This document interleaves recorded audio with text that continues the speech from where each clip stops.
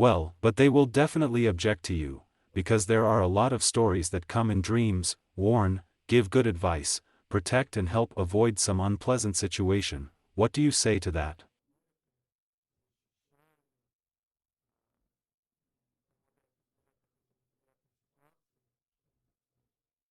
You asked that very correctly. Good question. Of course, the dead come and prompt and help, and even your life will be saved, only you continue to feed them. If you die, it will also share power with them.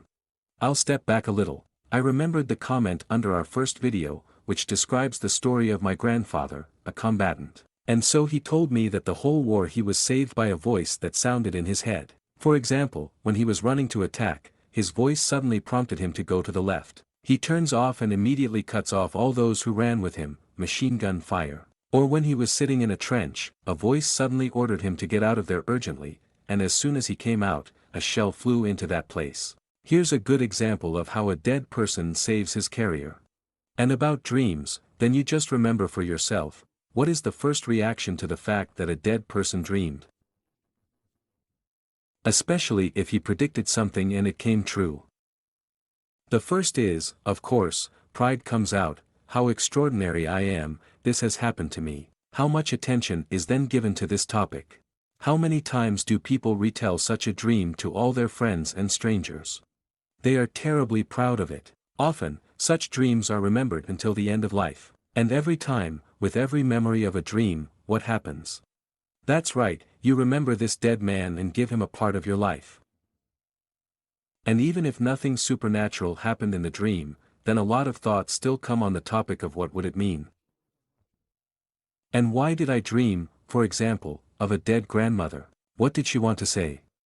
And a bunch of theories begin. Or maybe it's a sign. Maybe I have to go to work today. And so on and so forth.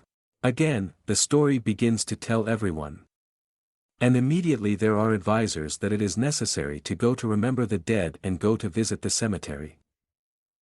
And this is all the time. Attention. And the dead man eats and eats and eats. By the way, what they say that the dead feed on our prayers is true.